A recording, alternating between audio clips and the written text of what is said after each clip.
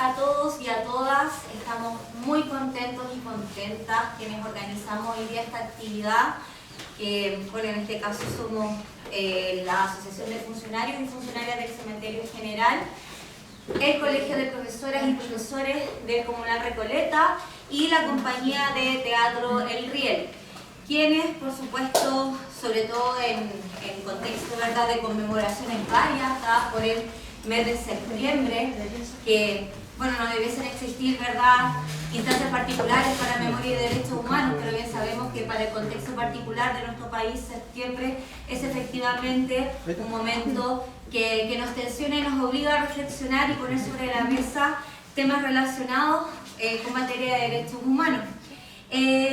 Contarles que a septiembre del año 2025 más de 66.000 personas han muerto en la Franja de Gaza, y que de estas personas que han muerto, 18.430 son niños y niñas y más de 10.000 son mujeres.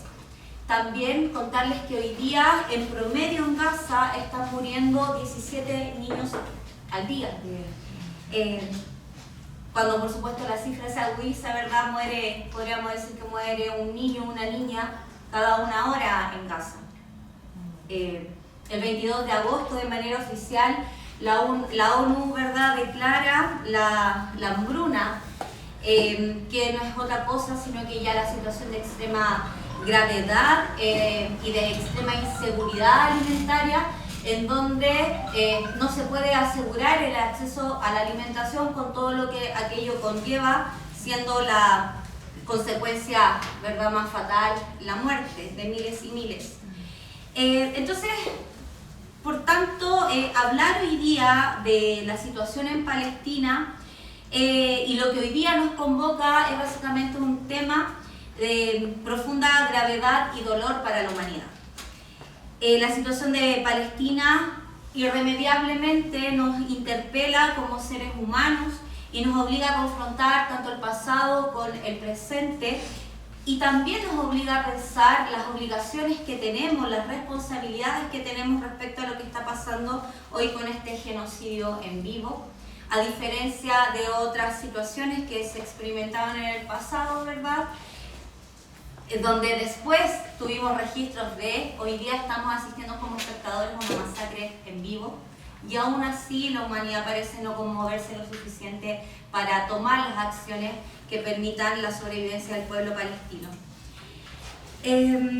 Hablar de Palestina también, por supuesto, es hablar de derechos humanos fundamentales, honrar a sus víctimas y la lucha de todo un pueblo por su existencia y por su dignidad. Hoy día nos encontramos, como ya les comentaba al inicio, muy contentos y contentas porque nos acompañan dos grandes expositores. Nos acompañan Pablo Abufón, el magíster de Filosofía de la Universidad de Chile y miembro de la Coordinadora por Palestina. Y nos acompaña también Hassan Akram, que es panelista, ¿verdad?, de La Voz de los que Sobran. Pero antes de que comencemos con nuestro conversatorio, Pablo Abufón, Faiz Machini, quien es director de la compañía de teatro El Riel, nos va a compartir una lectura dramatizada. Muchas gracias.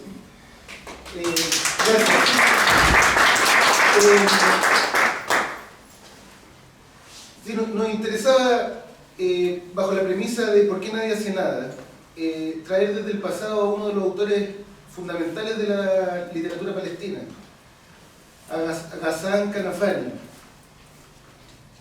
Porque hemos vivido la indiferencia del mundo por 77 años. Y uno se pregunta por qué nadie hace nada. Para entender este problema e introducir a Pablo Abufón y a Hassan Akram a la profundidad del tema, me interesa traer al presente a uno de los autores prolíficos de la literatura palestina. Entre sus obras más conocidas está Hombres en el Sol, Lo que os queda, Sad o Retorno a Haifa, entre muchas otras obras. Pero también es cofundador del Frente Popular para la Liberación por Palestina. Y quiero centrarme en una de sus obras, que se llama Sad, que significa la madre de Sad. Y voy a partir leyendo la introducción de este texto. Dice: Sad es un ser real, una mujer de carne y hueso, La conozco bien. Nunca he dejado de verla, de hablarle, de aprender de ella. Lo que a ella me une es algo que no sabría explicar con exactitud, aunque quizás sea su arraigamiento profundo en esa clase heroica y oprimida, arrojada a la miseria de los campos, esa clase en medio de la cual he vivido y con la que aún vivo, aunque no sabría decir hasta qué punto vivo para ella. Aprendemos de las masas y a cambio también les enseñamos. Con todo, creo con firmeza que aún nos queda mucho que aprender de ellas, única maestra de verdad que, con una visión clara de la realidad, hace que la revolución sea parte inseparable del pan, el agua, las manos trabajadoras y los latidos del corazón.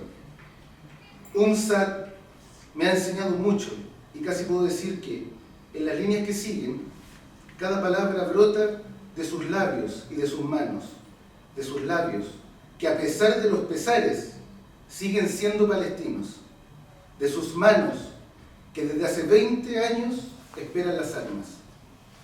Y sin embargo, UNSAT no es solo una mujer, sino encarnara en cuerpo y alma el sufrimiento de las masas. Las penas cotidianas no sería lo que es. Su voz es, para mí, la de esa clase de palestinos que pagaron caro el precio de la derrota y que hoy, bajo techos miserables y en la vanguardia de las luchas, siguen pagando aún más caro lo que todos los demás. Ghassan Kanafani. Y este texto a mí me conmocionó profundamente cuando lo leí,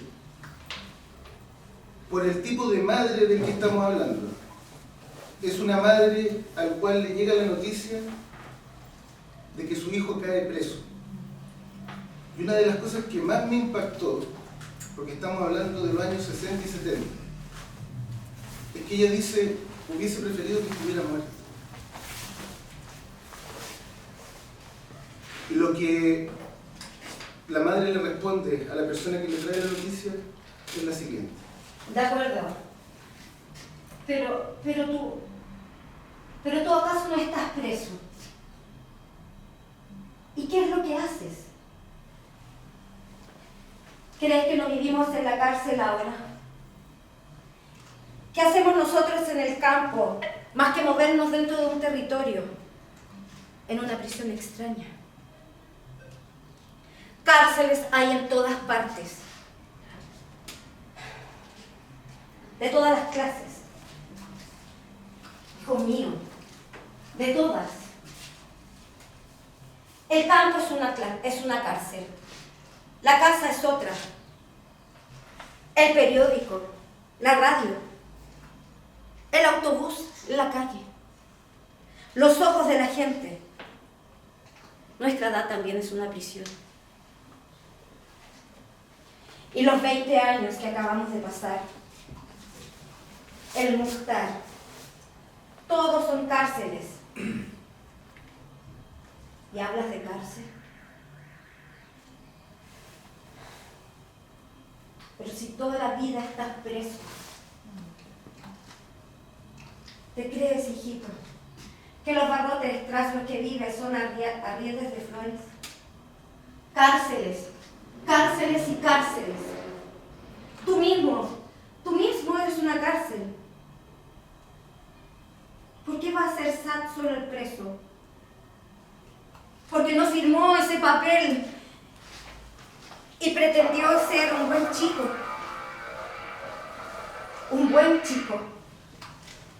Que nosotros también somos buen chico. Todos hemos firmado ese papel, de una u otra manera, pero eso no nos impide estar presos. Cálmate, UNSAT. No he querido decir eso. Todos dicen eso ahora. Todos dicen eso ahora. No he querido decir eso. Entonces, ¿por qué sucede todo lo que está sucediendo? ¿Por qué? Escucha. Sé que Saad saldrá de la cárcel, pero no solo de esta. sino de todas las cárceles.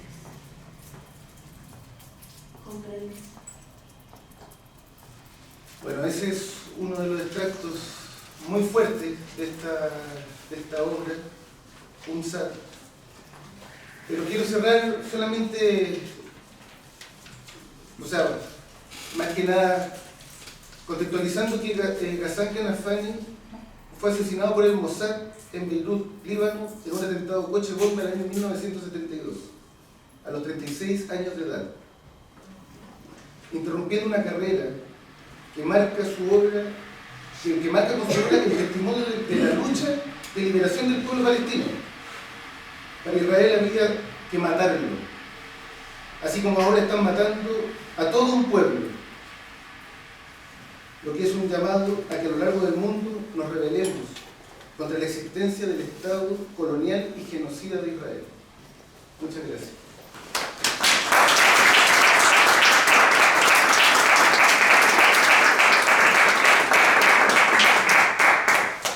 Para continuar, y como ya lo había anticipado, vamos a dar ya inicio a las intervenciones de los dos expositores que nos acompañan hoy día.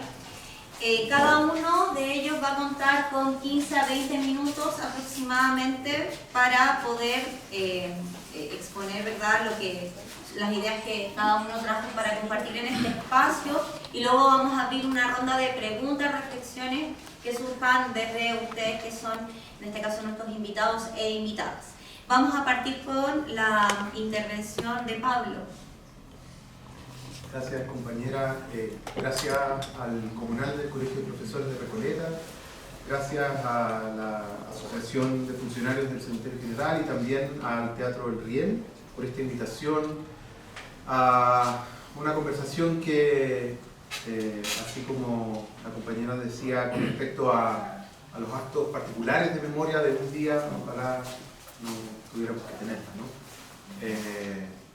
Pero es una conversación, la de Palestina, que hemos estado teniendo hace mucho tiempo, ¿no? En esta última parte han pasado ya casi 2 años, o sea, en un mes más van a ser 2 años de esta última etapa del genocidio en contra del pueblo palestino llevado a cabo por la entidad ocupante, el Estado de Israel. Pero que, por cierto, también es una conversación que hemos tenido cada vez en los últimos 70 años. Israel ha llevado a cabo campañas de ataque en contra del pueblo palestino, ya sea en el territorio que conocemos históricamente como Palestina, así como en su exterior. Por ejemplo, a Ghassan Kanafani lo mataron en Beirut, a otros dirigentes del Movimiento de Liberación Palestino los mataron en otros países. Así como la policía secreta y la policía, digamos, militar de la dictadura mandó a matar gente y mató gente en el extranjero, lo mismo han hecho con los palestinos todo el tiempo. Hay una política de asesinato selectivo que el Estado de Israel tiene contra los palestinos y quienes solidaricen con ellos. Yo creo que lo primero que es importante tomar en cuenta es de qué se trata la cuestión palestina. ¿Qué tipo de asunto es? ¿Qué tipo de conflicto es, si queremos denominarlo un conflicto, ¿no? No es un conflicto en el sentido de que sea como este eufemismo como se usa para el conflicto mapuche, ¿no es cierto? Que es como que fuera un enfrentamiento entre dos partes, sino un conflicto en el sentido en el que pone en cuestión y cuestiona y conflictúa un montón de asuntos que tienen que ver con la vida moderna y con la vida de Medio Oriente. Entonces la cuestión palestina habría que ponerle un punto de partida en algún momento, porque Palestina existe hace miles de años. La pregunta es en qué momento le ponemos punto de partida a la situación actual, ¿no? Y algunos han querido plantear que eso partió el 7 de octubre, ¿no es cierto?, con la acción de la resistencia. Otros han querido plantear que el problema es desde 1967, que es el momento en el que Israel, luego de ganar la guerra de los 6 días, ocupa el resto de la Palestina histórica, la Franja de Gaza y Cisjordania. Otros plantean que en 1948, con la fundación del Estado de Israel, comienza, digamos, esta historia. Pero yo creo que la historia de la Palestina contemporánea o moderna comienza incluso antes de la colonización sionista. Incluso comienza cuando las potencias imperialistas durante el siglo XIX, desde mediados y hacia fines del siglo XIX, comienzan a poner el ojo muy fuertemente sobre lo que ocurre en Medio Oriente, con la intención de, uno, derrotar al Imperio Otomano, que controla la mayor parte de Medio Oriente, y en segundo lugar, llevar a cabo esa conquista con el objetivo de conquistar territorio, recursos, mano de obra, y por lo tanto seguir expandiendo el proyecto imperial colonial, ¿no? ¿De qué manera lo hace?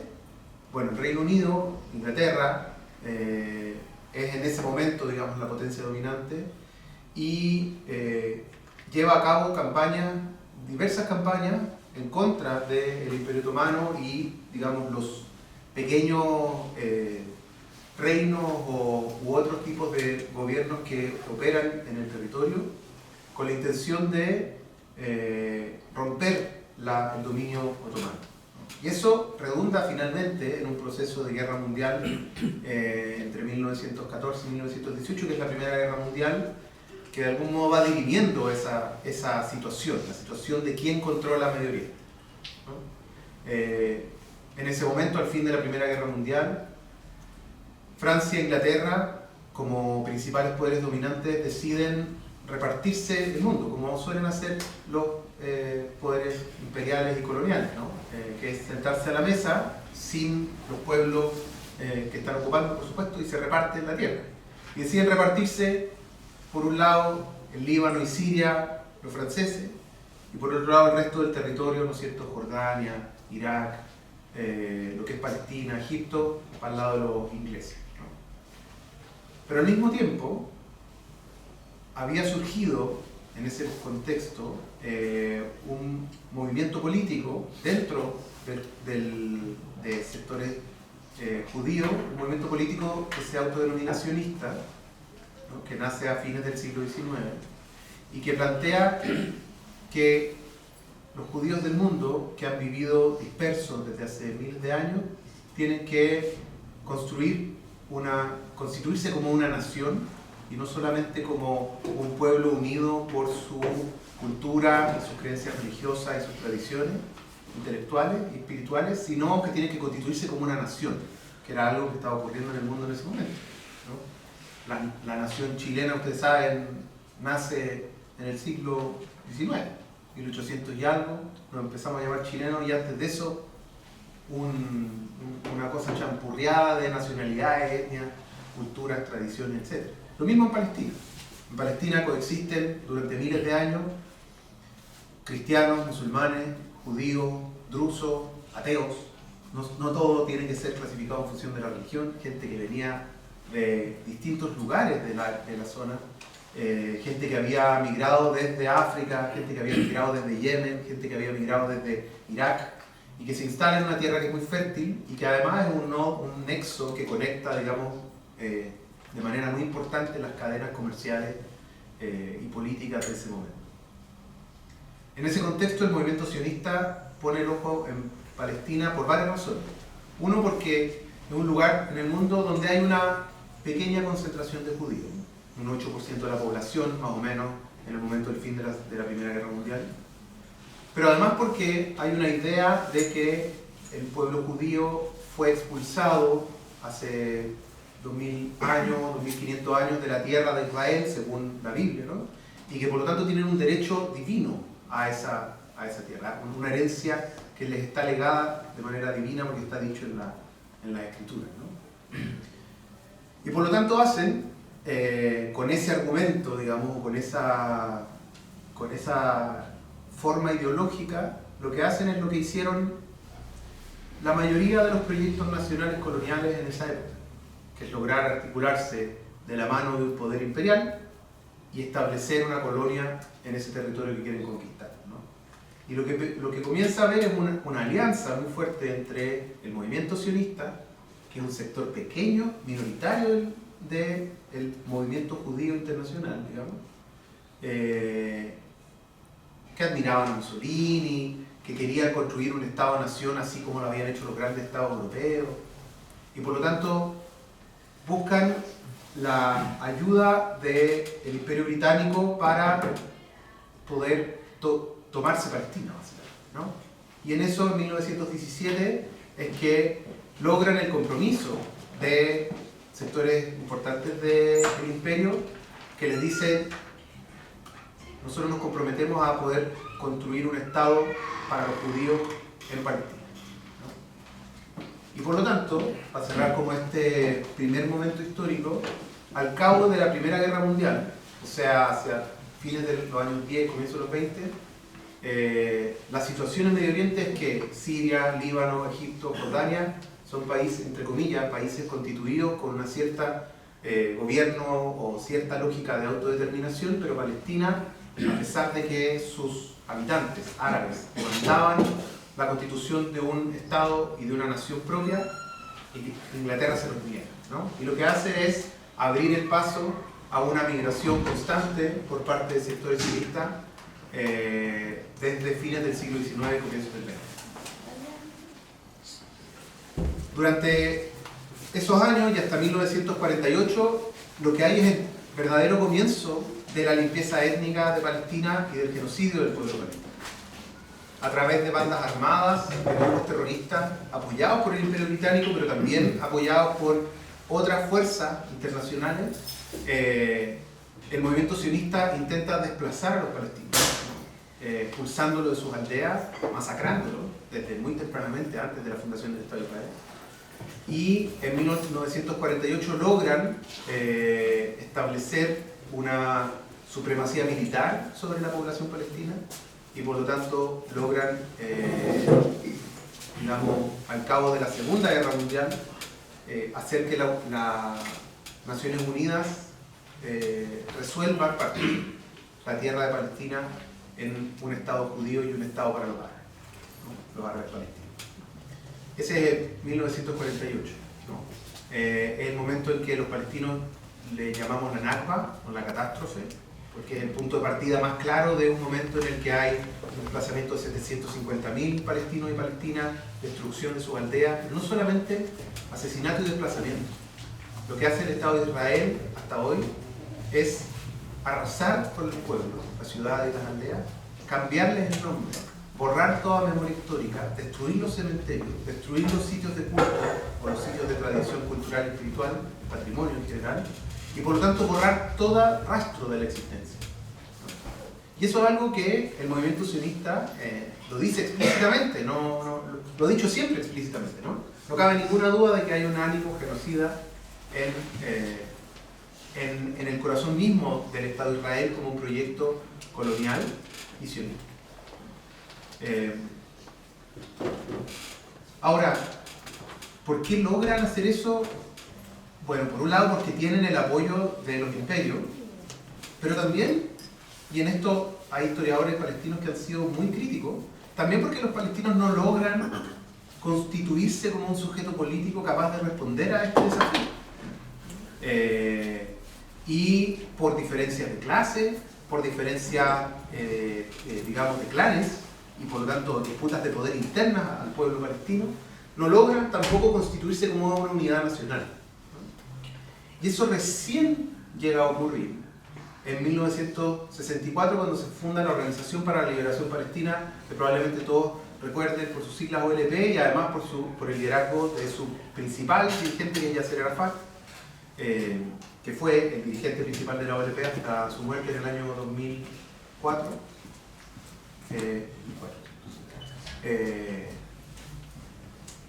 Y ese es el momento en el que se constituye, por decirlo así, formalmente, un movimiento nacional de liberación palestina con independencia del resto de los países árabes que hasta ese momento habían visto el problema palestino no como un problema de liberar a los palestinos, sino como el problema de qué hacemos con este Estado colonial europeo que se nos vino a meter acá, ¿no? Digamos como esa cabeza de playa que se instaló ahí y que básicamente es una representación de Europa en Medio Oriente, ¿no? En ese contexto surge el Movimiento de Liberación Palestino, la OLP, ¿cierto? Que lo que hace es reunir a distintas facciones nacionalistas, ¿no? Cuyo proyecto es la constitución de una república nacional a la manera de cualquier otro estado en el mundo, digamos en ese momento, y facciones de izquierda, podríamos decir, como el Frente Popular para la Liberación Palestina de Ghassan Kanafani o el Frente Democrático para la Liberación Palestina, que fue una escisión del Frente Popular, que planteaba que el objetivo era la liberación nacional en un proceso de construcción socialista, ¿no? O sea, la construcción de una Palestina democrática, laica y socialista, a diferencia del partido de Yasser Arafat, que planteaba la construcción de un Estado nacional. Esa corriente es la corriente principal del movimiento de liberación palestina hasta los años 80, en los que el movimiento de liberación palestina se enfrentó constantemente con el asedio y el intento de conquista de cada vez más territorio por parte de Israel, al punto de que hacia 1987, por un lado está la Franja de Gaza y por otro lado está Cisjordania, que también es conocido como la ribera occidental del río Jordán, por eso se llama Cisjordania, o sea, el lado de acá del río Jordán, y el otro lugar se conocía, lo que hoy día es Jordania, el reino de Jordania, Transjordania, lo que está al otro lado del río Jordán.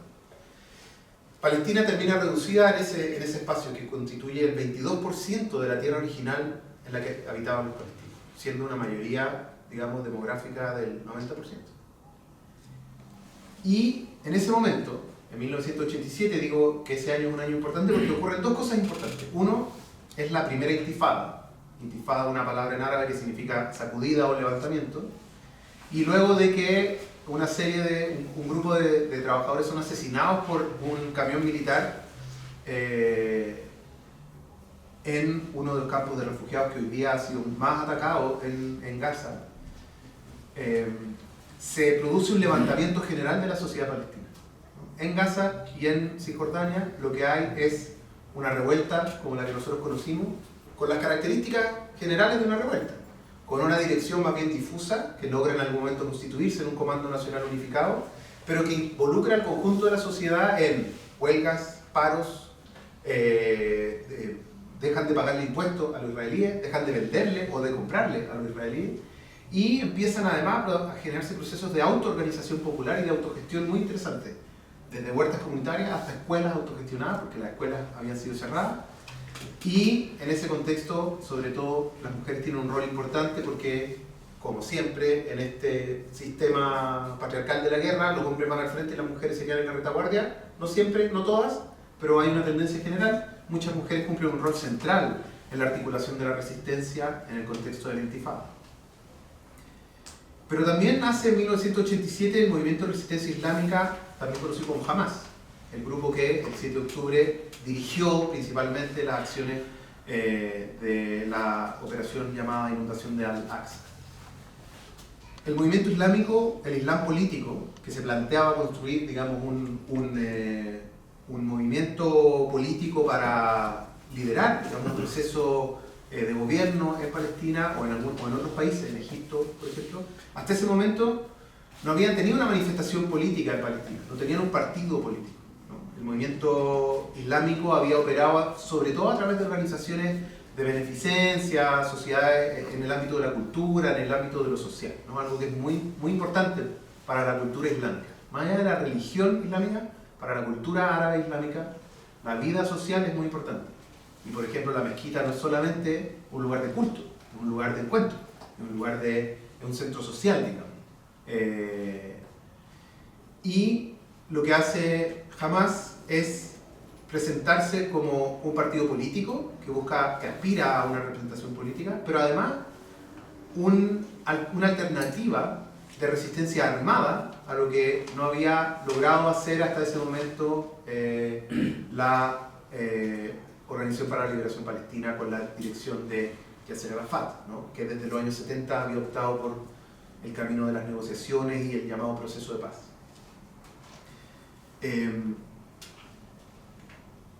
Entre el 87 y el 93 ocurre la intifada, esta gran revuelta, ¿no?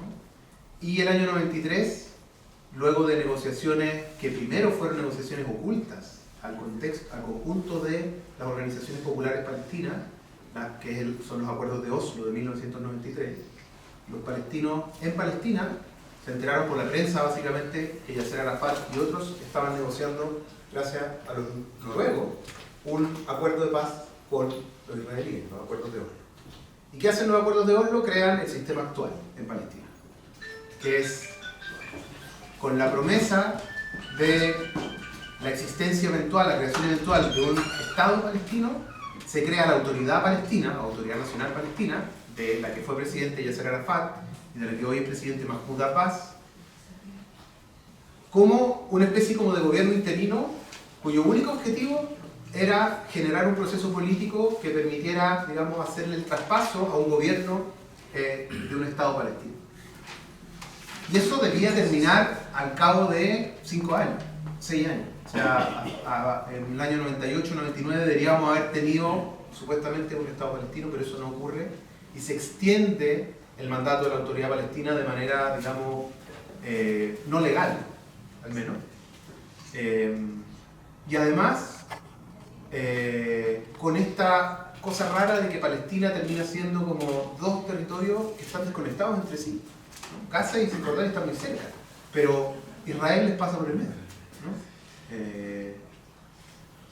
Entonces, desde la creación de la Autoridad Palestina hasta hoy, lo que tenemos es un estado, una situación, digamos, de una gobernanza irregular por parte de la Autoridad Palestina, autoproclamada todavía como el gobierno palestino, ¿no es cierto? Que además, que hay un consejo legislativo que es eventualmente también disputado por Hamas. O sea, por los sectores no laicos del movimiento nacional palestino, que ganan las elecciones en el 2006, pero son elecciones que son denunciadas tanto por la Autoridad Palestina como por el resto de los países del mundo, ¿no es cierto? Porque eran inaceptables. Imagínense, el año 2006, o sea, las Torres Gemelas, en esa época, cualquiera con turbante o con la cufilla era un terrorista, sobre todo si era islámico. Entonces, se produce un bloqueo total sobre Gaza, aire, mar y tierra, se refuerza porque ya existía, y Gaza queda en esta situación de aislamiento total con respecto a Cisjordania, ¿no? Y en ese contexto está la idea de Mahmoud Abbas, como presidente de la Autoridad Palestina, de comenzar una campaña de reconocimiento del Estado palestino. Una cosa que no existe. El Estado palestino no existe. Pero la Autoridad Palestina decide que la estrategia, como ya no es la estrategia de liberación nacional por la vía armada, ¿no es cierto? Como tampoco es la estrategia de la creación de un Estado palestino en el territorio histórico de Palestina, sino la construcción de un gobierno palestino en lo que queda, en ese 22% menos, hoy día como debe ser el 19%, hay una estrategia de buscar el reconocimiento internacional, desde el 2011 en adelante, que es como más o menos el momento en el que estamos ahora. Ustedes han escuchado y han visto las noticias, que Francia, que Inglaterra, que Chile, lo hizo Piñera en 2011, otros países reconocen el Estado palestino. El Estado palestino tiene el estatus de miembro observador de las Naciones Unidas. Pero no hay un Estado palestino, ¿no? Es como que nosotros nos pusiéramos de acuerdo y lográramos que nos reconocieran y vamos con un representante a la Asamblea General de la ONU sin voz ni voto, solo cuando de repente nos dan la palabra. Y entonces, el momento actual en el que nos encontramos, y quería hablar de esto porque yo sé que ustedes saben que han muerto decenas de miles de personas, sé que saben el detalle de las barbaridades que hacen los sionistas, creo que no necesitamos más pornografía de la brutalidad, sino quizás un poco más de contexto, ¿no? Y ideas sobre cómo la cosa cómo incluso desde acá podemos contribuir en eso. Nos encontramos en un momento de estancamiento del proyecto palestino, donde la única alternativa que ha surgido como un proyecto de liberación palestino, es decir, una visión de cómo liberar Palestina, fue en el 2005, cuando un montón de organizaciones de la sociedad civil lanzan una campaña de boicot, desinversión y sanciones, conocida como BDS, que está inspirada en la campaña de boicot contra el apartheid en Sudáfrica en los años 80, que logró efectivamente romper el régimen de apartheid, con todas las consecuencias, digamos, buenas y malas que eso termina teniendo, ¿no? Hay como una especie de transición pactada a la democracia en Sudáfrica, muy distinta a la nuestra. Y ese movimiento logra convocar y concitar un apoyo internacional gigantesco, ¿no? Mucha gente de la cultura decide no tener conciertos u otro tipo de actividades culturales, se busca la ruptura de las relaciones académicas, se busca boicotear los productos, se busca que las empresas dejen de invertir, ¿no es cierto? Y además se busca que la comunidad internacional establezca sanciones en contra de Israel. Ese es el movimiento del PDS, que es uno de los caminos, ¿no? Por el lado de las organizaciones establecidas, ¿no? Tanto Hamas como la Autoridad Palestina o la OLP, pareciera que no hay una visión de liberación palestina. Y eso es un tremendo problema. Ahora, ¿cuáles son las, si podemos decirlo así tristemente, las oportunidades que ha creado este momento? Con esto voy a cerrar. Si hay oportunidades que se han creado en este momento, son dos, creo yo. Una, que la situación actual muestra la total bancarrota del actual gobierno palestino, ¿no? O sea, o del actual proyecto nacional palestino en Palestina, y también los sectores que respaldan ese proyecto desde la diáspora, desde, digamos, el resto de los países donde vemos palestinos también. Y por lo tanto deja en evidencia todas las tensiones políticas, y hay que leerlas con detalle, ¿no? Si alguien está más interesado en el tema, les invito a que busquen la historia de la OLP, la historia del partido Fatah, de Yasser Arafat, la historia de Hamas, que vean cuáles son sus posiciones políticas, porque sin duda que representan la resistencia, Hamas por ejemplo, pero Hamas es un partido político islámico de derecha. Su proyecto político no es lo que nosotros identificaríamos como, o sea, probablemente no es lo que querríamos para Chile, ¿no? Si nosotros tuviéramos que elegir ese proyecto. Lo que no significa que no tengamos o no podamos reconocerlos como elementos fundamentales de la resistencia y la defensa de la vida de los palestinos. Pero son cosas distintas y hay que saber distinguir. Esa es una cosa que se abre, ¿no? Una oportunidad para los palestinos en el mundo, no solo en Palestina, para reconstruir un proyecto político. Y en segundo lugar, la solidaridad internacional como nunca antes se había visto, junto con la debilidad de Israel, o sea, con una crítica a Israel de todo el mundo, porque la humanidad entera se ha levantado por Palestina. Lo que pasa es que los estados no han hecho lo que hay que hacer. Porque el mundo entero está movilizado por Palestina, pero los estados no han tomado las medidas que corresponden porque le tienen miedo a lo que básicamente. ¿Sí? Y por lo tanto, en la confluencia de esas dos oportunidades, el aumento tremendo de la solidaridad internacional con Palestina y la debilidad de Israel, en conjunto con una crisis política en el movimiento nacional palestino, hay una oportunidad para el mundo para que desde Chile también no solo pensemos en la lucha por la liberación palestina o la solidaridad con Palestina en términos morales, me indigna que maten palestinos, o en términos humanitarios, no debiesen morir niños palestinos y voy a hacer algo para ayudar a que eso no ocurra, sino también en términos políticos, ¿no? Somos militantes de un sindicato, somos militantes de un partido político, somos militantes de una organización social o de lo que sea. Tenemos una responsabilidad de hacernos parte de un movimiento internacional para que Palestina sea posible y para que Palestina sea libre. Eso, muchas gracias.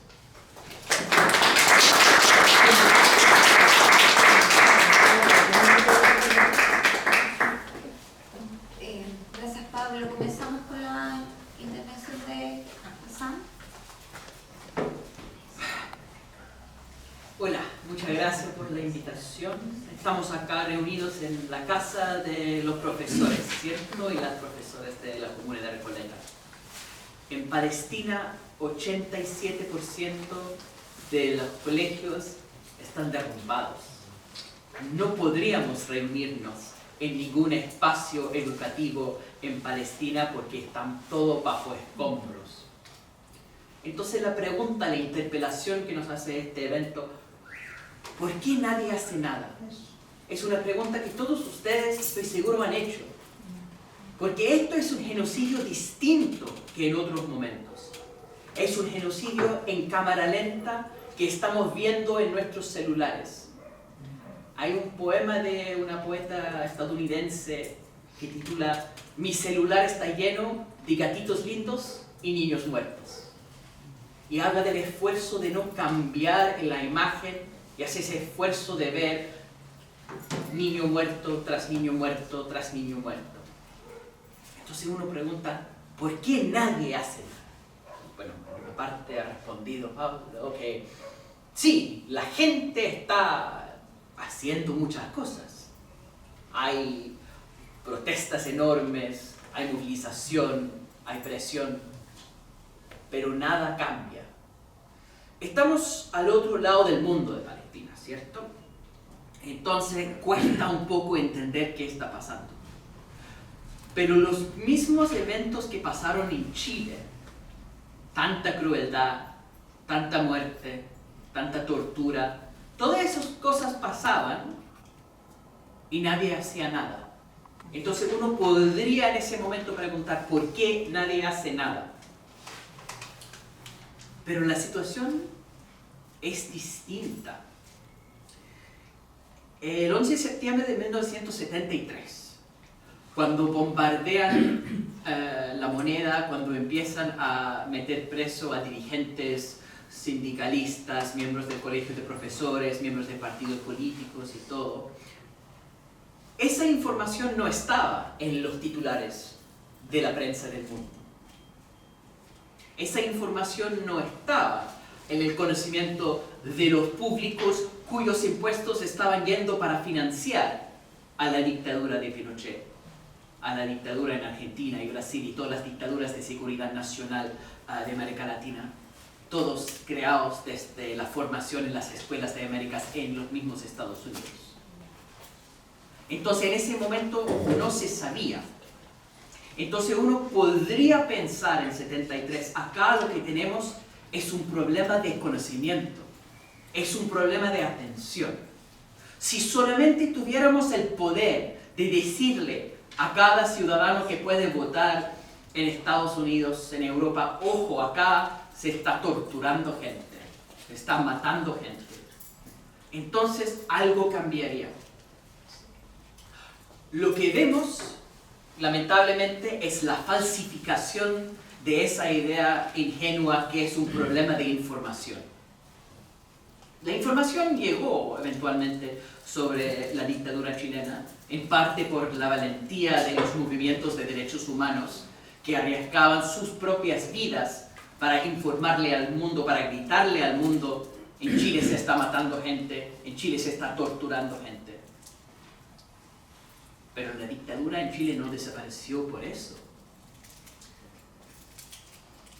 Llegaron a tal nivel de impunidad que pudieron organizar el asesinato de Orlando Letelier en Washington, D.C., a una semana de una conferencia de las Naciones Unidas, y ponen una bomba y matan no solamente el ex ministro de Relaciones Exteriores de la Unidad Popular, sino también a su secretaria estadounidense. Y no pasó nada. La gente sabía, la gente sabe, pero la gente no puede hacer nada. La muerte sigue, la tortura sigue, el asesinato sigue. En Inglaterra la información llegó por los mismos tiempos que llegó a Estados Unidos, cuando el gobierno estaba apoyando a Pinochet. Y acá torturaron la hija de un general del aire, de la Fuerza Aérea, digo, y la torturaron porque ella fue doctora trabajando en la Posta Central y fue la única que tuvo la ingenuidad o la valentía de tomar un niño que entró, un joven que estaba herido a bala, que parece que fue un militante del MIR. Y cuando descubrieron que ella fue la médica que trabajó en ese proceso de salvarle la vida, la agarraron y la torturaron. Y la abusaron sexualmente. Y ella volvió a Inglaterra para hacer la denuncia. La impunidad total. La dictadura chilena no cayó porque la gente no sabía. No cayó porque no les importaba América Latina, porque estaban matando gente así de su propio lado y no les importaba nada. Está pasando exactamente la misma cosa. Fue Will Smith, el de Prince of Bel-Air, que decía que el gran cambio es que no es que hay más racismo, sino que ahora se está agravando el racismo. No es que ahora hay más genocidio, solo que se está agravando el genocidio. En este momento hay genocidio en Sudán, financiado por los Emiratos Árabes, hay cosas terribles pasando en el Congo que son cerca de genocidio. Eso no tiene el foco del mundo. Palestina sí tiene el foco del mundo y da absolutamente igual. Uno abre el celular y está niño muerto tras niño muerto tras niño muerto y esas cosas no cambian.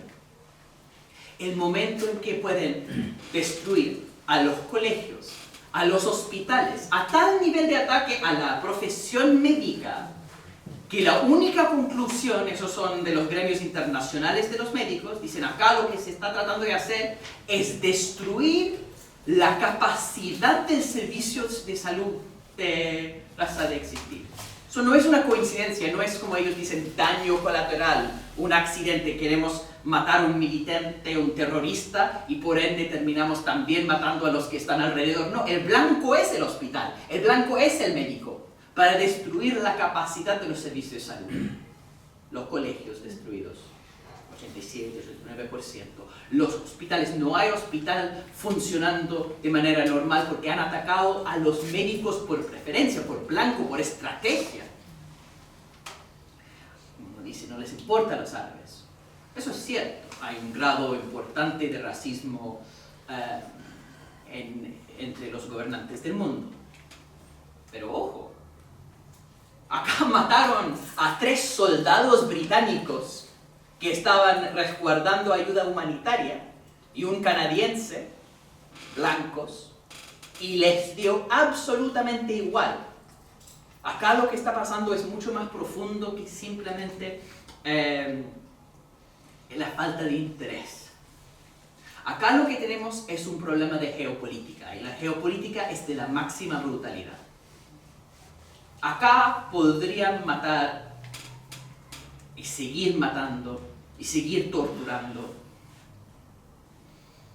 Hay presos, hablan mucho de los rehenes, ¿cierto? Los secuestrados por Hamas. Los secuestrados por Israel, que están en lo que se llama detención administrativa, que están en los cárceles del sistema carcelario de Israel. Hace poco hay un fallo de la Corte de Justicia de Israel que dice están obligados en el servicio carcelario de entregar los derechos básicos a los reos. Porque eso en la única democracia del Medio Oriente no estaba claro. Lo acaban de fallar. Los casos de abuso a los reos son de tal brutalidad y todo eso es sabido. Cuando encontraron el grupo de soldados de reserva que habían abusado sexualmente al preso palestino que habían encarcelado, y fueron los de la policía israelí para empezar la investigación. Los parlamentarios de extrema derecha en Israel fueron para impedir la acción de su propia policía. Todo eso, a vista paciencia del mundo, todo eso es sabido. Y a pesar de eso, Estados Unidos sigue vendiendo armas a Israel. A pesar de eso, Europa sigue vendiendo armas a Israel. Entonces no hay nada que podrían hacer. Hay todo un andamiaje de derecho internacional donde juegan como si fuera posible que Israel hiciera algo suficientemente malo para que los estados occidentales actuaran con fuerza contra Israel. No va a pasar. Porque acá han hecho todo, literalmente. No han matado solamente árabes, han matado a gente estadounidense, a gente europea, han matado médicos, periodistas, han matado a profesores. Sigue aumentando las propias cifras de Israel. Dice que son 87% los muertos civiles. Daño colateral, dice. 87%. Entonces, acá lo que estamos enfrentando es una situación donde los países occidentales quieren una red de control militar. ¿Ya? Ojo que Israel es número 1 en la ayuda la ayuda financiera militar que da a Estados Unidos. ¿Alguien sabe cuál es el número 2? Número 2 es Egipto. Porque, ojo, acá el tema no es solamente Israel, son las dictaduras árabes que son más de lo mismo. Cuando Irán atacó a Israel, tumbaron los misiles desde Transjordania. Jordania. El reino de Jordania, defensor de los palestinos, está en alianza con Israel. Egipto está en alianza con Israel, porque estos son regímenes que son dictaduras árabes que apoyan justamente lo que realmente está pasando acá, que es el control imperial de una zona por una clase dirigente. Y esa clase dirigente es árabe, es estadounidense, es europea, es judía, es de todo. Pero el punto es que es una clase dirigente, es una clase que es dispuesta a hacer todo con tal de mantener su control territorial. Y eso es la brutalidad de la situación, efectivamente. La primavera árabe, los movimientos que abrieron una posibilidad de democracia en esa región, ya desaparecieron, fueron aplastados de la manera más brutal. Y en ese contexto se mantiene esa misma alianza de grupos dirigentes de la máxima brutalidad. Entonces vuelvo a esta pregunta: ¿por qué nadie hace nada? Bueno, porque las personas que tienen poder no quieren que esas cosas terminen. Quieren mantener el control, la estructura de alianzas que les permite dominar territorialmente a esos espacios. Los recursos, tanto naturales, de petróleo por supuesto, pero esto es mucho más que petróleo, también es el control de las millones de personas que están en la zona, se mantienen. Y las personas que estamos protestando, que estamos movilizándonos, que estamos gritando en el desierto, al final somos las personas sin poder. El sistema funciona así. Entonces, ¿por qué nadie hace nada? Porque las personas que sí pueden cambiar esas cosas no quieren que cambien. Ahora, eso es bastante deprimente como mensaje, ¿no es cierto? Pero uno puede preguntar, en el caso chileno, que ya estuvimos hablando de lo mismo, que en el caso de la lucha para los derechos humanos, el reconocimiento de los derechos humanos acá, había un movimiento de solidaridad internacional enorme, ¿no es cierto? La beca Pinochet, como dicen, como mucha gente sí salió exiliado y el mundo acogió a refugiados chilenos. Había un proceso de concientización que, mira, acá están pasando cosas terribles. Y uno pregunta, ¿en qué momento esto termina? No termina por esos esfuerzos. Termina porque en algún momento el imperio decide el nivel de resistencia es tal que es más barato para nosotros, es más eficiente para nosotros buscar una salida. El otro gran ejemplo en eso es Sudáfrica. El apartheid que viven los palestinos, ¿cierto? Que en ese sentido la mejor comparación probablemente es con Sudáfrica. Un régimen donde en ese momento 13% de la minoría blanca dominaba un país donde los africanos de piel negra no tenían derecho a votar. Y ese sistema, un sistema donde ese control se mantenía porque justamente tenía el apoyo de Estados Unidos, tenía el apoyo de Israel, tenía el apoyo de las mismas clases dirigentes que dominan esos procesos. Pero en algún momento decidieron que no valía la pena seguir apoyando el proceso de apartheid en Sudáfrica. Y en algún momento decidieron que no valía la pena seguir apoyando a la dictadura de Pinochet. Y eso tiene poco que ver con información, poco que ver con conocimiento y poco que ver con compasión. La compasión es algo bueno en sí. ¿Ya? Abrimos el celular y vemos las cosas terribles y la emoción que nosotros tenemos, esa solidaridad, refuerzan nuestra humanidad. Pero a la hora de analizar por qué esas cosas cambian, el cálculo es otro. En el caso de Sudáfrica, para poder tener lazos comerciales con los demás países del continente donde no existía apartheid, para poder integrar ese país a la economía global, llegaron a un momento donde valía la pena hacer un trato. Y ese trato, hay un plebiscito en Sudáfrica. Y Sudáfrica del apartheid es el Sudáfrica donde solamente pueden votar los 13% blancos. Y en ese plebiscito, la minoría blanca votó para terminar el apartheid. Ellos mismos dieron cuenta, no podemos viajar, estamos completamente boicoteados, no podemos seguir con el comercio internacional. En algún momento la presión externa fue lo que cambió eso. Lo que termina colapsando la dictadura de Pinochet. Hay un titular famoso, una portada famosa de La Nación, ¿cierto? Cuando dice, ganó el sí. Y van a la embajada estadounidense, ¿ya? El general Matei, el padre de Evelyn, y en ese momento Estados Unidos dice, no estamos dispuestos a seguir apoyando. En ese momento deciden no hacer un fraude, sino reconocer la victoria y el triunfo del no. La misma forma que en Sudáfrica, cuando es claro para la minoría blanca, para ese 13% clave, que para seguir existiendo, para seguir con la comodidad de vida que tienen, es necesario abrirse al fin de apartheid y la democracia. La misma forma el cálculo, no tenemos el apoyo de los poderosos, porque los poderosos hacen el cálculo que es más eficiente para nosotros dejar de apoyar esas estructuras. Eso es el momento del cambio. Y eso, curiosamente, en el caso palestino da un ápice de optimismo en todo eso.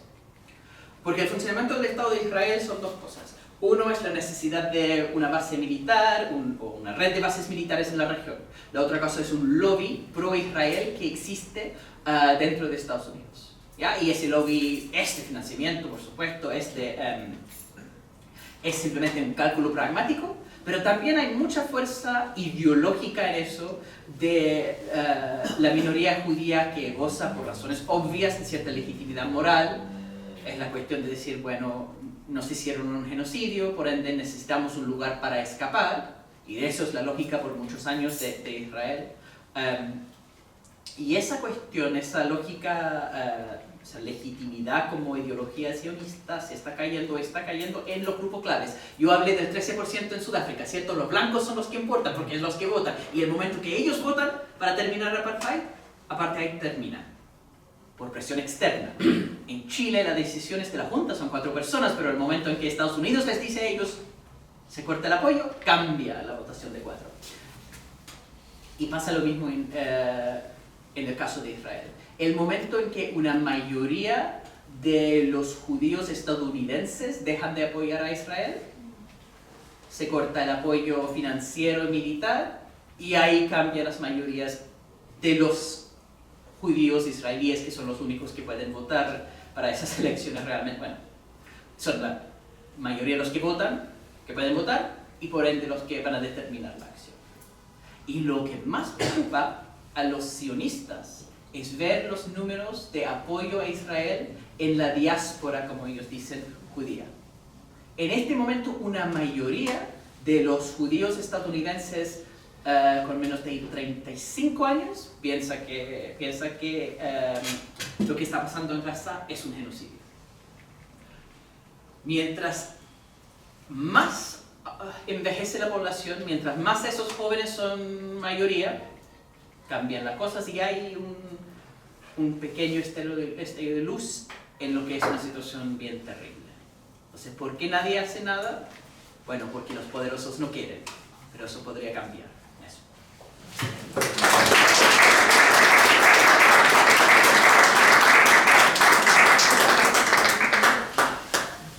Agradecemos profundamente a ambos expositores. Como ya lo habíamos anticipado, Vamos a dar un espacio para una ronda de preguntas. Son las 8:30. ¿Les parece que nos podamos, verdad, extender 15 minutos en total para que luego demos fin a esta instancia de conversatorio? ¿Quiénes van a aprovechar de hacer preguntas a nuestros invitados? Quizás también compartir reflexiones, ¿verdad? Francisco. Buenas tardes a todas las personas que asistieron a este espacio necesario. Muchas gracias a los ponentes. Yo como vicepresidente del Comunal Recoleta creo que estamos en una instancia a nivel mundial que esto ha sido siempre cíclico. Hay que recordar cuando los otomanos quisieron incluir a los armenios, por ejemplo. Cuando, por ejemplo, la cruzada quisieron exterminar a los cátaros, la Edad Media.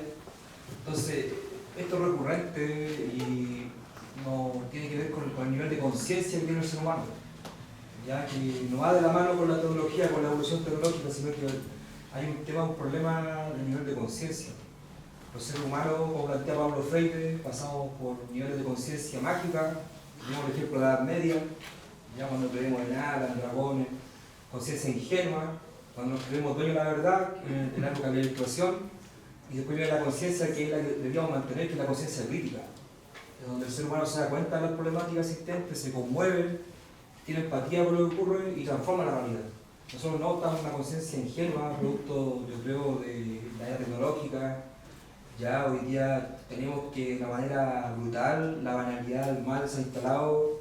Inclusive hay empresas encargadas de detectar a quién van a asesinar en Gaza, ya a los corporate se llama, ¿cierto? De Palestine, parece que los días fue encarada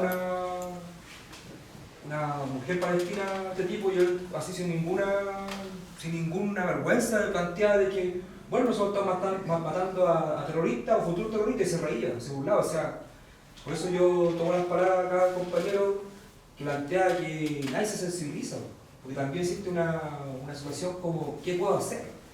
La impotencia.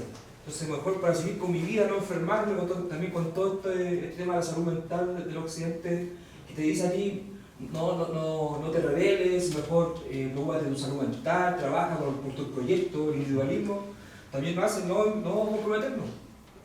Entonces, en ese sentido, yo creo que como seres humanos tenemos que apelar a una conciencia crítica, y uno como profesor tiene esa responsabilidad. Me hubiese gustado que hubiera estado lleno de profesores en este espacio, y que los profesores, colegios de profesores también dicen algo al respecto, no hemos hecho nada. Estamos haciendo algo acá se inicia algo quizás, otra instancia también. Entonces, lo que pasa, por ejemplo, con cero asombro tenemos que hay 600 víctimas de trauma ocular en Chile de la revuelta social. Yo con mucho respeto a la violencia política ejercida por el Estado terrorista en Chile de Pinochet, eso ocurrió y lo que ocurrió en 2019 como que se olvidó, ¿cierto? Se estigmatiza por el octubrismo y todo, y al final hay jóvenes que se han suicidado porque esperando justicia también. Entonces la misma impotencia que está ocurriendo en Palestina, muchos niños que están sufriendo la violencia de un imperio, de un sistema capitalista que quiere instalar estas prácticas como cotidianas, ¿cierto? Es como un ensayo, como el que hicieron con nuestro país, con el neoliberalismo, el ensayo de lo macabro, de la instalación de un proyecto geopolítico a nivel mundial, de que el occidente va a mandar, y acá manda de manera brutal. Coincide con el triunfo de Donald Trump, ¿cierto? Como lo planteaba el compañero, que podrían cambiar las cosas quizás con un gobierno más demócrata de Estados Unidos. Yo no creo tampoco eso, porque en el fondo lo que quieren instalar es su verdad. Acá hay una aniquilación de un pueblo indefenso. Entonces, esa es mi reflexión y yo no sé, ¿cómo nosotros desde la pedagogía podemos transformar esto? Esa es mi pregunta. Siendo que los profesores también tenemos un currículum y también estamos súper ocupados de lo que hacemos el día a día, ¿no? Pero eso pasa un poco de comprometernos de manera así real. Eso. Antes de que respondan, aquí que sí. Yo una reflexión y una idea. ¿Sí? Soy una simple ciudadana, ¿ya?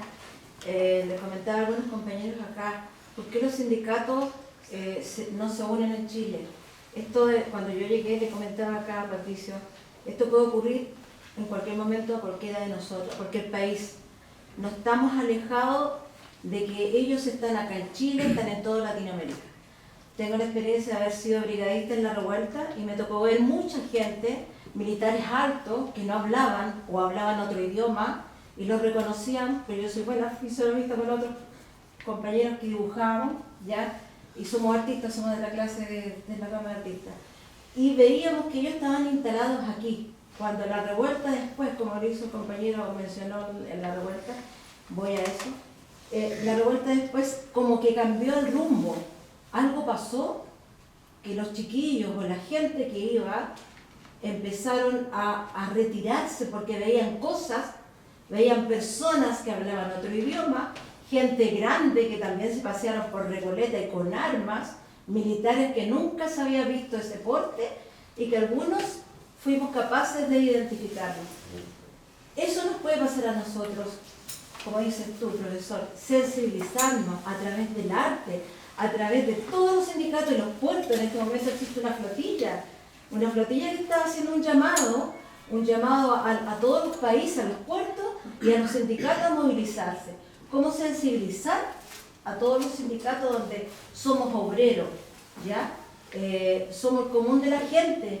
Te puede pasar aquí, en una provincia, al país vecino que está sucediendo en Argentina en este momento. Nosotros ya lo hemos pasado con Pinochet y ahora nuevamente con la revuelta y ahora estamos viendo por celular este genocidio tremendo, pero yo no me quiero quedar ahí viendo. Yo ya le decía a mi hijo, tengo que estar viendo, me llega la información, mi responsabilidad es compartir, pero me siento incómoda al no estar haciendo otra cosa más. Entonces por eso me interesa y le agradezco a Noel que me haya invitado acá a seguir reflexionando a través de otras opiniones de más expertos, porque yo soy solamente artista, entre comillas, pero soy sensible y tengo sensibilidad para con el otro. Eso nada más.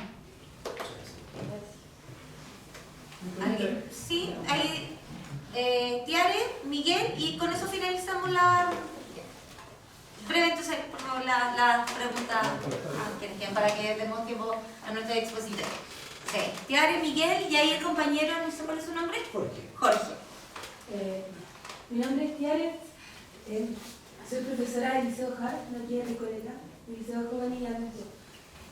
He participado en muchas marchas, movimientos, convocatorias en pro Palestina, en su liberación, pero me pregunto cómo, y lo que ustedes plantearon, en lo legal, ¿qué hago? Porque claro, mostramos, hay protesta, pero ¿a quiénes? ¿Cómo podríamos hacer algo realmente significativo? Ir a la Embajada de Estados Unidos, como bloqueo comercial, que lo que sea, si realmente que dé un significado en lo real en el fondo. No digo que lo otro no sea válido, pero cada día mueren más personas, cada día mueren niños como ustedes lo nombraron.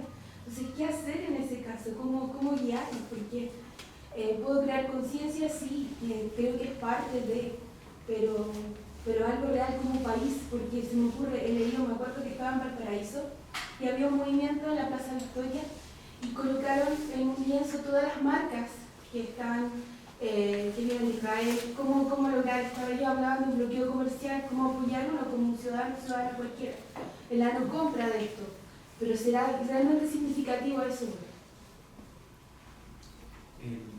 Mi pregunta es bien puntual, quería consultarle porque Hassan decía que hay un problema geopolítico. ¿Cómo ven ustedes la irrupción del Estado de Israel en la Patagonia chilena y argentina, considerando el contexto que se abre en Argentina con la apertura de puertas que hace Milei, hasta con una validación religiosa de por medio, ¿cierto? Y la Patagonia chilena, que hay hasta señalética israelíes ahí. Entonces,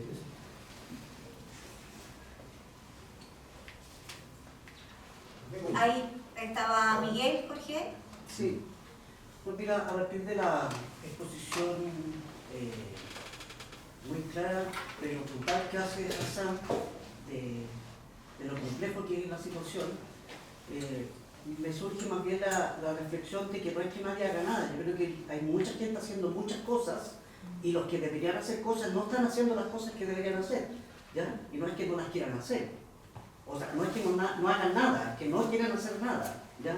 Precisamente por lo que plantea Hassan. Entonces mi pregunta es, si seguimos en estos actos de solidaridad, porque hay marchas por todos lados, acciones por todas partes, ¿habrá algún punto de conflicto entre toda esta cantidad de acciones de solidaridad frente a estos poderosos o a esta élite que tienen que tomar decisiones? ¿Cómo hacemos ese choque?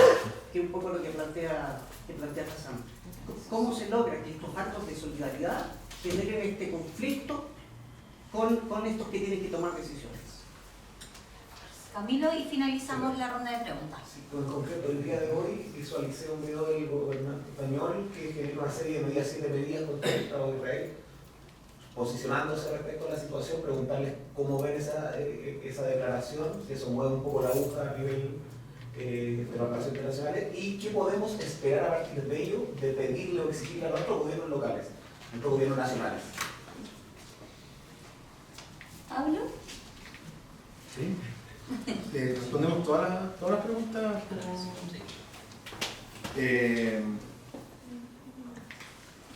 A ver, desde el final hacia atrás. Los anuncios de España tienen todavía el carácter de anuncio, ¿no? Igual que los anuncios de Boric el 1 de junio siguen teniendo el carácter de anuncio. Entonces, ver para creer, ¿no? Porque implica una ley, implica una serie de medidas que son de mediano plazo en términos de compra de armas o de la prohibición de paso de barcos por los puertos españoles. También implica ciertas medidas que son de carácter diplomático, que van en la línea, ¿no es cierto?, de esta idea de reconocimiento del Estado de Palestina, que como yo decía, yo tengo una visión profundamente crítica de esa idea de los estados, digamos, del mundo diciendo que van a reconocer a Palestina, cuando en realidad lo que hay que hacer es reconocer el genocidio de Israel, porque eso hace que la responsabilidad caiga sobre Israel, mientras que el reconocimiento del Estado de Palestina es una manera de descolgar a los israelíes de la responsabilidad, ¿no? Entonces, yo creo que aún así, esto es algo que ha sido la posición de nuestra coordinadora por Palestina desde el 8 de octubre en adelante, que es: las posiciones del gobierno de Chile han ido en la dirección correcta en términos de las declaraciones, pero todavía son tremendamente insuficientes en términos de las acciones, ¿no? La aprobación del proyecto de ley que prohíbe la importación de productos de territorio importados, que está en el Congreso hace 8 años, que Boric prometió urgencia, y esa urgencia la han puesto, la han sacado, todavía no se resuelve. La diversificación de la importación de armamento, o la venta de material que no necesariamente son armas, sino son pertrechos que sirven para la guerra, son cosas que tampoco se han hecho, ¿no? Entonces, yo creo que todavía hay mucho que exigir. Y una de las cosas que nosotros también creemos que es muy importante y que atraviesa, digamos, todo este cuestionamiento sobre el qué hacer y cómo incidir, es que los países por separado son muy débiles, ¿no? Y por lo tanto hay que fomentar desde todos los espacios donde estamos la generación de alianzas internacionales en defensa de Palestina, ¿no? Y en contra del genocidio. Hoy día lo más establecido que hay es el Grupo de la Haya, que es una serie que partió con 8 países, ha ido creciendo, impulsada por Sudáfrica, Colombia y otros, que se propone formar una fuerza internacional que logre, digamos, incidir a nivel de los organismos internacionales. Chile perfectamente lo podría hacer. Boric podría haber tomado la delantera en esto junto con Pedro, con Lula y otros, y han decidido no hacerlo, ¿no? No es una omisión, es una decisión, ¿no? Si hubiese un gobierno de Kast, sabemos que va a estar tomado de la mano de Netanyahu. Si hubiese un gobierno de Jara, nada nos indica que vaya a cambiar la política de Estado de Chile. Por lo tanto, hay un deber, digamos, como base popular de organizarnos en todos nuestros espacios para poder generar una presión real, digamos, de carácter económico, de carácter gremial, de carácter social, mediático, de tal modo, y electoral, de tal modo que no les quede otra que ir en la dirección correcta. Sumarse a los foros internacionales o a los espacios internacionales y crear una alianza, una fuerza regional latinoamericana que se proponga decirle a Estados Unidos: no nos van a chantajear con que si nosotros respaldamos a Palestina o denunciamos el genocidio nos van a cagar porque nosotros nos vamos a apoyar entre nosotros. Pero ¿qué es lo que pasa cuando uno se empieza a meter en esto, ¿no? Como la industria de las armas, las relaciones políticas, la dimensión geopolítica a la que planteaba Hassan? Es que esto no tiene que ver solo con Palestina y con Israel, ¿no? Y que para que en Palestina, lo voy a decir así en pocas palabras y veamos si se entiende. Para que Palestina sea libre tiene que haber una revolución social. En Palestina y Israel, ¿no? Y en otros lugares del mundo que sean capaces de sostener esa transformación. Esa revolución social puede tomar la forma de, primero, una transformación política radical, un poco creo en la línea de lo que planteaba Hassan sobre cómo en Israel la presión interna moviliza, digamos, un desmantelamiento del sistema actual, pero también requiere unas revoluciones que acompañen ese proceso. Esa es la única manera, si no los palestinos estamos condenados a desaparecer. Entonces, ¿qué hacer? Quienes tienen el poder de hacer hoy día son los estados con respecto a esto, porque tienen el poder económico, militar y diplomático para hacerlo. Por lo tanto, ¿qué podemos hacer nosotros? Es forzar a los poderes a hacer algo. Y eso, todas las vías de lucha valen, ¿no? Y yo creo que con respecto a la pregunta tanto de los sindicatos, para hacerlo corto, de los sindicatos y de la cuestión de la pedagogía, yo creo que ahí hay que mirar a Palestina, ¿no? Hay que buscar la conexión como sea, ¿no? O a través de las organizaciones palestinas que existen en Chile, tratar de conectarse con los sindicatos palestinos, tratar de conectarse con los educadores y las educadoras palestinas, ¿no? Y establecer alianzas que sean de carácter simplemente desde: mira, aquí estoy con mi grupo de estudiantes de segundo básico, mándale salud a tus niños, hasta otro tipo de iniciativa. Eso, en términos humanos, que es lo que nos cabe, ¿no es cierto?, en la vida cotidiana, es súper importante para los palestinos. Ustedes no saben lo importante que es para los niños de Palestina que les lleguen fotos de los niños en Chile pintando murales por Palestina, ¿no? Les cambia el día. Y además, les reconstruye la esperanza y las ganas de resistir, por cierto, en medio de la barbarie. Y solo quería cerrar con lo último. Quizá a partir de los últimos meses en las redes sociales puede que sea algo polémico, pero no hay una irrupción del Estado de Israel en la Patagonia. No existe el plan andino. Israel no tiene ningún interés de expandirse porque si se va a expandir a algún lado va a ser a Siria, al Líbano, a Egipto, a Jordania, ¿no? Jordania está más o menos protegido, pero no hay un plan de los judíos del mundo de venir a ocupar la Patagonia.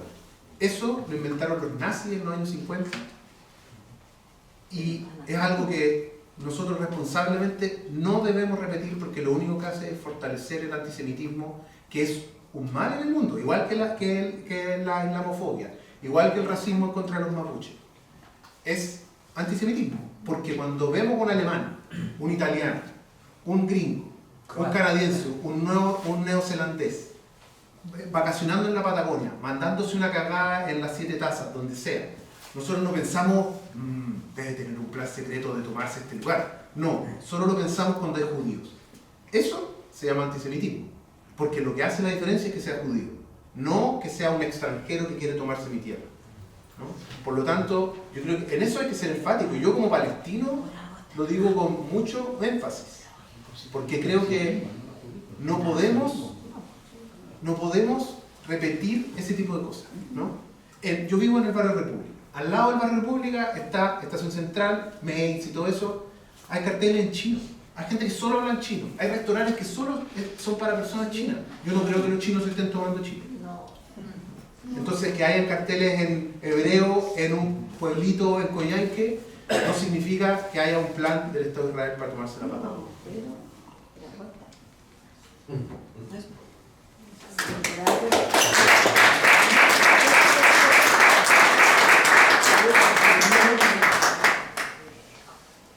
Yo creo que el tenor emocional de este encuentro, que es muy lindo que ustedes se hayan venido a conversar sobre una tragedia que está pasando al otro lado del mundo.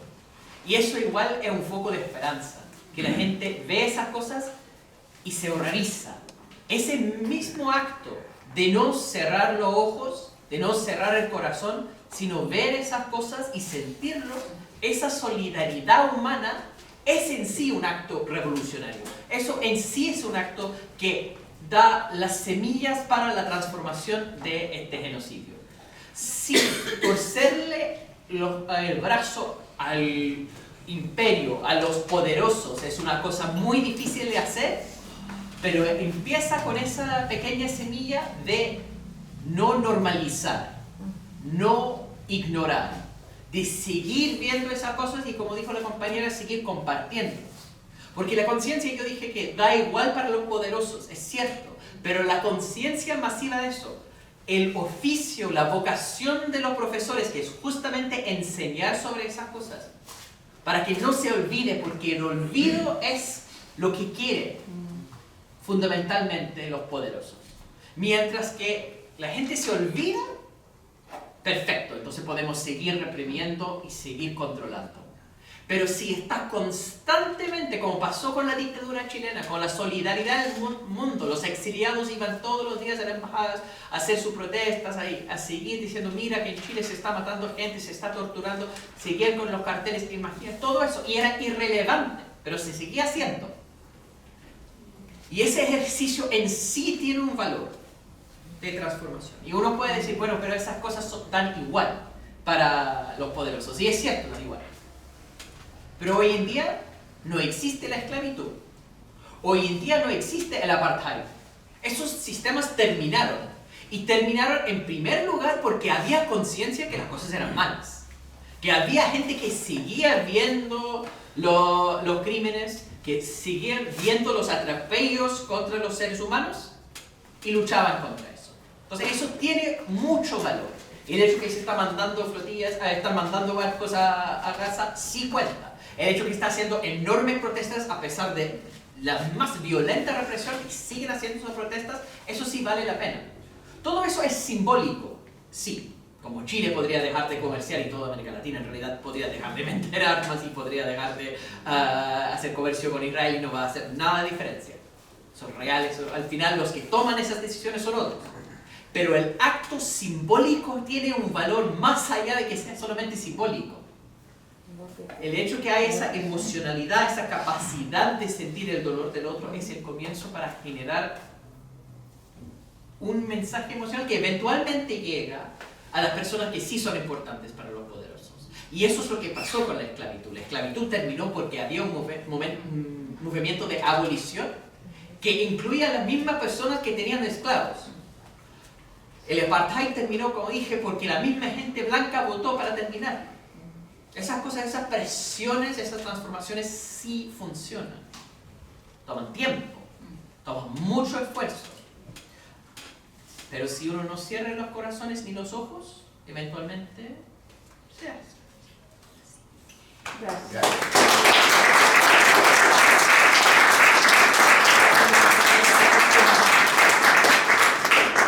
Para finalizar este conversatorio, la verdad es que hay varias lecturas que podemos sacar, ¿verdad? De todo lo que aquí han planteado nuestros expositores, pero también aquello que se levantó entre quienes asistimos hoy día y estamos acá.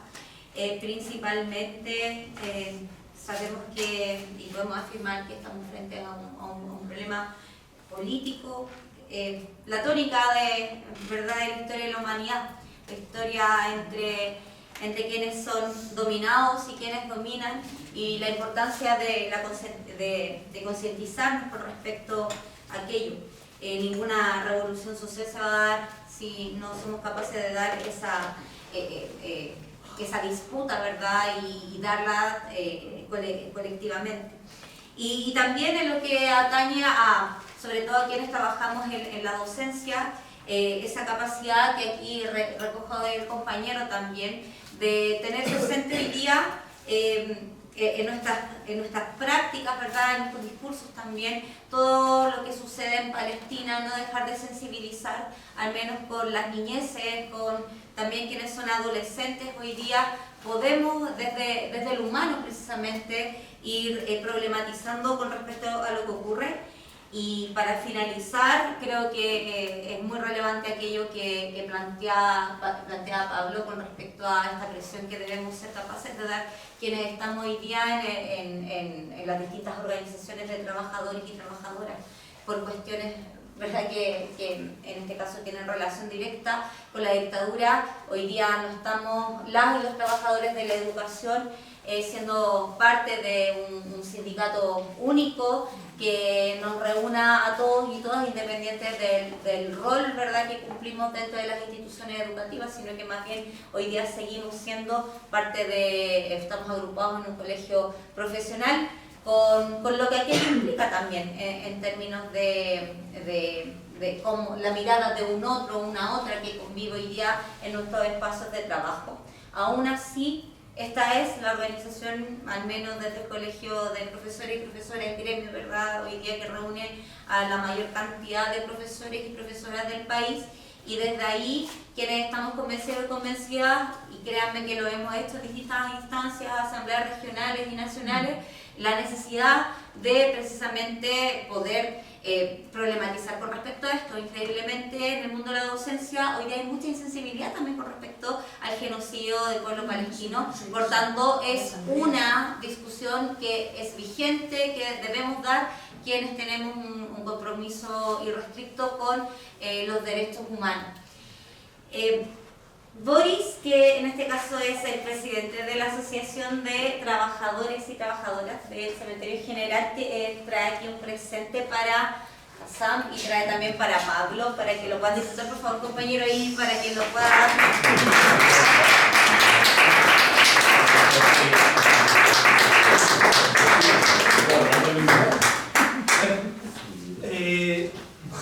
Para dar un pequeño saludo, nosotros, este conversatorio nace de la inquietud, no de la directiva de la Asociación de Funcionarios, nace de la inquietud de trabajadores y trabajadoras de base del cementerio, principalmente de nuestros queridos actores, que son los que hacen los tours, las visitas guiadas al cementerio, y que ellos tuvieron la iniciativa de plantear por qué no hacemos algo, plantear una problemática. Nosotros hemos trabajado con el Colegio de Profesores durante todos estos años, y consideramos que era importante poder generar esta alianza que tanto se critica de dónde están los sindicatos, dónde están las asociaciones de trabajo. Bueno, acá están tratando de levantar un pequeño esfuerzo que esperamos que se siga fortaleciendo, quizá involucrando a otras asociaciones, a otros sindicatos, no solamente del mundo público, sino también del sector privado. Creo que eso es muy importante porque hay un lema que dice trabajadores del mundo unido. Bueno, aquí tenemos que estar. También quiero agradecer a quien hizo posible la entrega de este recuerdo, de este sencillo presente a Marina, que también le trae un presente a nuestra presentadora para que se pueda hacer entrega de ese.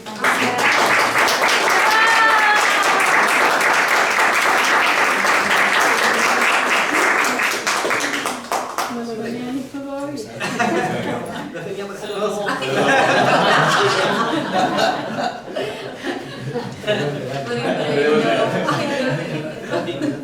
No, gracias, compañero. Ay, no voy a hacer. Gracias, compañero.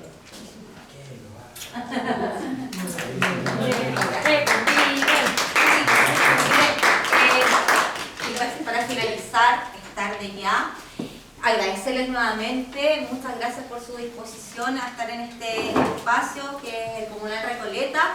También decirles que, bueno, en este espacio y en otro hemos dado discusiones con respecto a la importancia de estar levantando estas actividades, pese a que las convocatorias muchas veces no son las que uno quisiera, no se corresponden con el esfuerzo que hay tras la planificación, el diseño y la ejecución de las mismas actividades. Hoy día creo que hemos tenido una convocatoria preciosa, le agradecemos a quienes estamos, ¿verdad?, de este lado tratando de poder dar estas discusiones y tratando en el fondo de pero también formarnos colectivamente. Creo que ahí hay una tarea principal que al menos este comunal ha asumido y que sabemos que también contamos, ¿verdad?, con esa voluntad de otras organizaciones que están acá en Recoleta, en donde queremos seguir avanzando en el trabajo de una articulación sindical que permita precisamente volver a discutir aquello que sea relevante para el mundo del trabajo, y lo tenemos que hacer en unidad, y eso lo tenemos claro. Así que muchísimas gracias a todos los que se dieron hoy día un tiempo para esta necesaria conversación, y estén atentos a las actividades que vamos a ir sacando en el resto del año. De hecho, quedan ya cordialmente invitados, invitadas a una conmemoración que vamos a realizar también en conjunto con los compañeros de la Asociación de Funcionarios desde las 8:30 mañana en la entrada del cementerio general, la entrada de Valdivieso. Vamos a hacer una conmemoración, por supuesto en contexto del 11 de septiembre, en donde en particular vamos a conmemorar a la compañera profesora, ¿verdad?, militante del Partido Comunista, Marta Huarte. Así que vamos a estar mañana ahí con un acto sencillo, pero por supuesto muy emotivo, para traerla al presente que tanto tan necesario es hoy día.